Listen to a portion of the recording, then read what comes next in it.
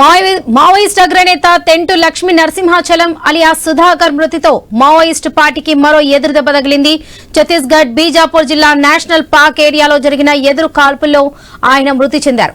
Sudhakar మృతిని Bastar IG Sundar Raj ధృవీకరించారు.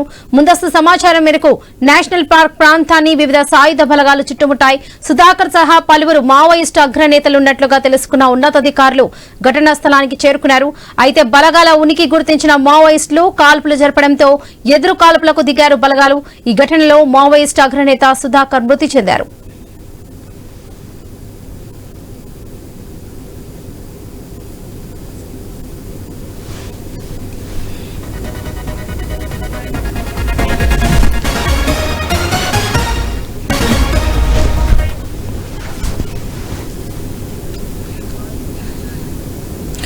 ఘటనా స్థలి నుంచి సుధాకర్ మృతదేహంతో పాటు ఆటోమేటిక్ ఆయుధాలు, పేలుడు పదార్థాలు, మరికొన్ని ఇతర సామగ్రిని బలగాలు స్వాధీనం చేసుకున్నాయి.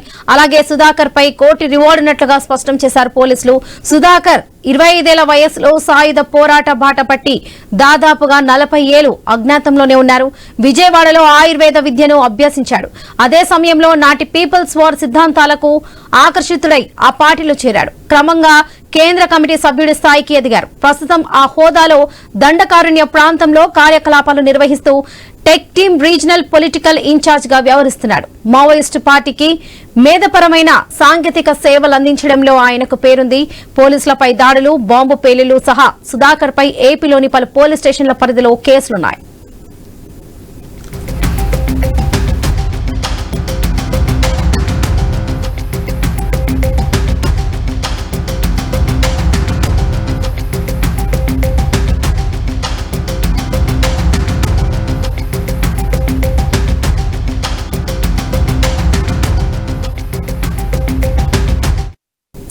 సుధాకర్ తండ్రి రామకృష్ణ నాయుడు స్వస్థలం విజయనగరం జిల్లా. ఆయన ప్రస్తుత ఏలూరు జిల్లాలోని చింతలపూడి మండలం ప్రగడవరానికి వలస వచ్చి అక్కడే స్థిరపడ్డారు. సుధాకర్ చిన్నతనం అంతా ప్రగవరంలోనే గడిపారు. పెదపాడు జిల్లా పరిషతోన్నత పాఠశాలలో 6 నుంచి 10వ తరగతి వరకు చదివారు. ఏలూరు నుంచి సిఆర్రెడ్డి కాలేజీలో ఇంటర్మీడియట్ విద్యను అభ్యసించారు. ఆ తర్వాత విజయవాడలో ఆయుర్వేద విద్యలో చేరి దాని మధ్యలో విడిచి పీపుల్స్ వార్ లో గ్రూప్ లో చేరారు. 2001 నాటికి ఏఓబీ స్పెషల్ జోనల్ కమిటీ కార్యదర్శి స్థాయికి చేరుకున్నారు. ఆ సమయంలోనే ఏఓబీ ప్రాంతంలో అనేక దాడులు నిర్వహించారు.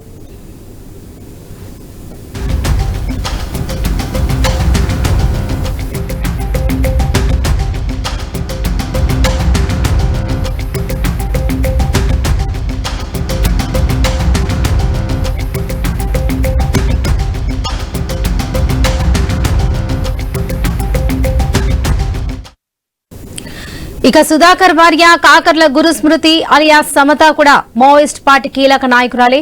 ఆమె ప్రస్తుతం దండకారణ్యం స్పెషల్ జోనల్ కమిటీ సభ్యురాలుగా పనిచేస్తున్నారు.